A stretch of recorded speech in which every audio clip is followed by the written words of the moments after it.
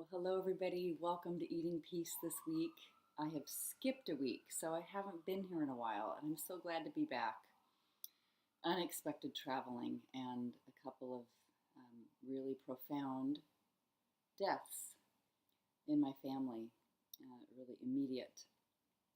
So, working with that and working with the mind, which is what we're doing here in Eating Peace, and what we're doing here with any kind of interest or contact or connection or intention for peace. Noticing what is suffering and what is peace.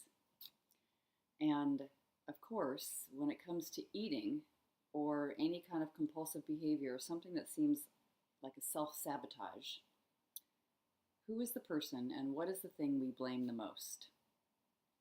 Ourselves. I should be doing it differently. There's something wrong with me. I can't keep it together.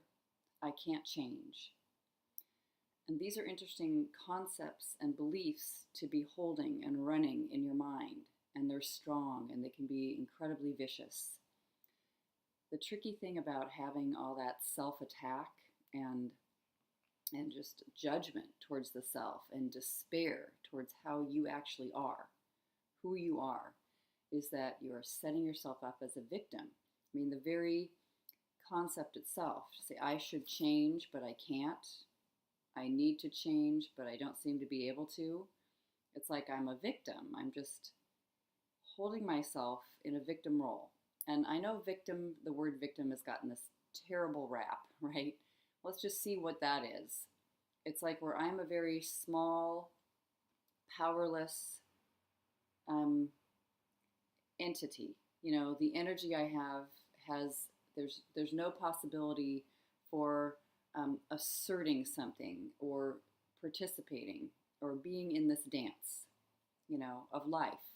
It's me in reality, but really it's all me. There's something that becomes all me that's to blame here. Reality is just being itself, doing what it does. There's something wrong with me, and that's why I eat horribly. And for me, that's a mistaken belief. It's actually holding too much responsibility. It's really, we're all invited to have so much responsibility. Come take more responsibility. And that does work so much better in many relationships and dynamics.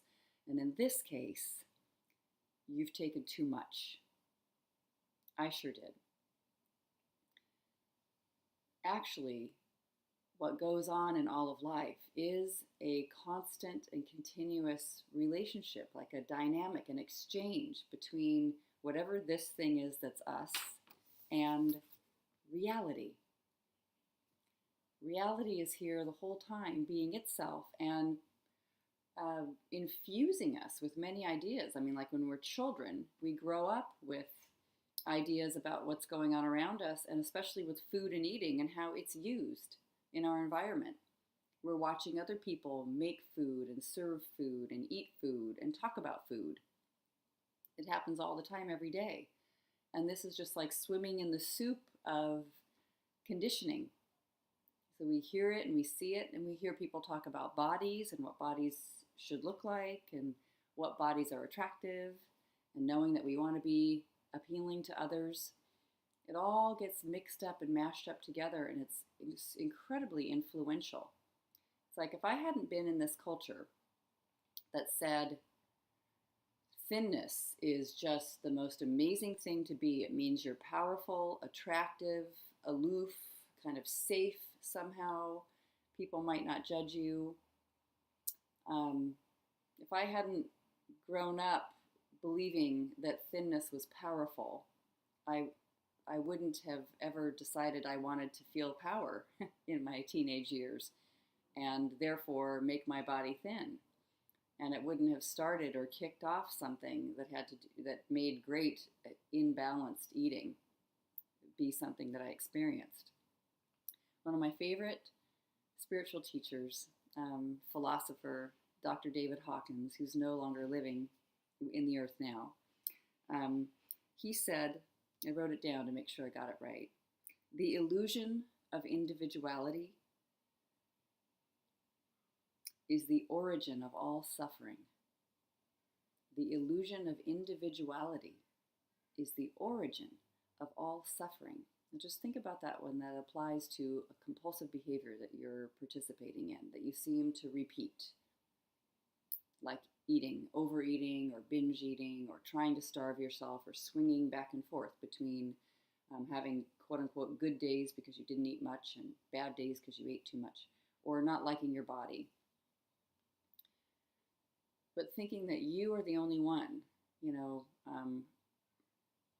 participating in that, or that there's something wrong with you and you are the person to blame, is holding a great deal of individuality, like identity, with what's happening. And it's sort of denying about how affected you've been by your contact with the world, and how that's influenced you massively.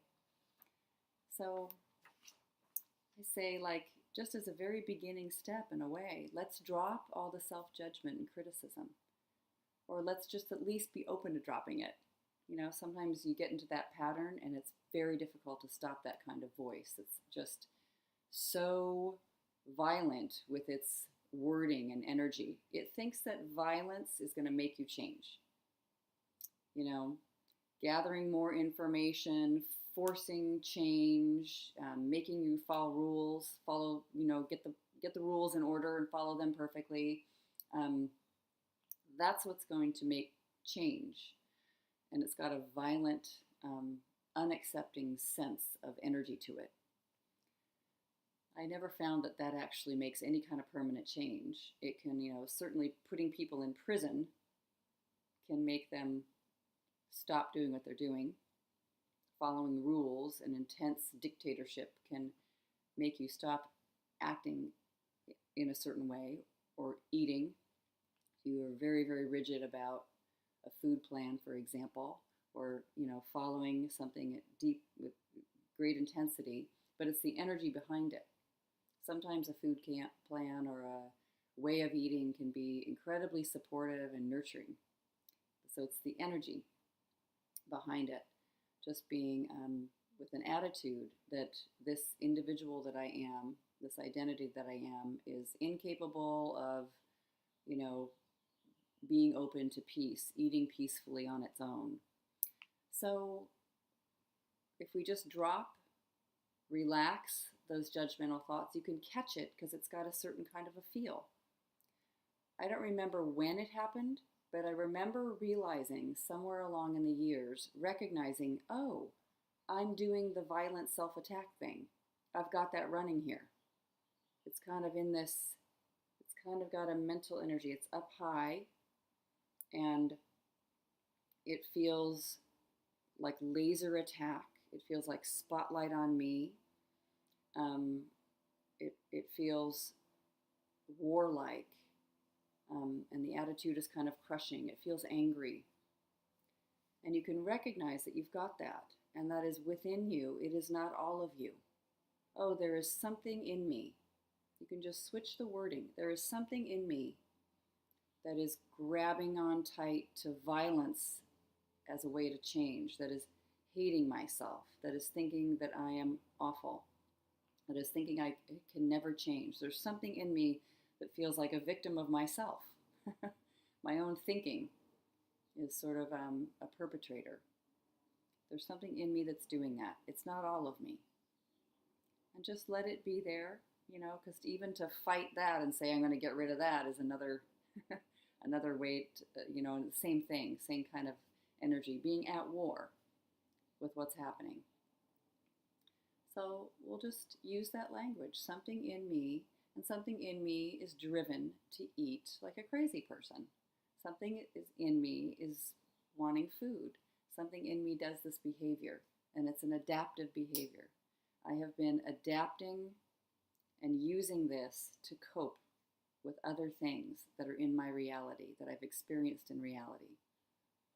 And of course, from there, the whole world can open up, because you can then begin to understand your own relationship to reality, what you have put on reality, what you think of reality in different situations that have been difficult. And once you see it, you can use the work of Byron Katie to question, to really sit with what you have assumed was true and inquire to see if that's really the case, and find other ways of looking at situations that you might not thought of possible. But that's a whole nother step. The first one is to just initially, be able to dissolve or be at peace with this thing called an individual that feels like it's me. And notice that it's just an idea within you. It is not all of you. And that to use violence and attack and judgment as the end-all, be-all, or the thing that's going to enforce change actually doesn't work. So just letting that incredibly warlike energy be over here and just hang out. It's the crazy person in your life that's welcome. Everything's welcome here. But it's not the one that has the truth with a capital T, that's for sure. And it doesn't lead to peace. And that's our greatest intention, our true nature. Acceptance and peace and calm with what is, no matter what's going on. And that includes food and eating. All right. Let me know how it goes. Take care, everybody. It's great to be back with you.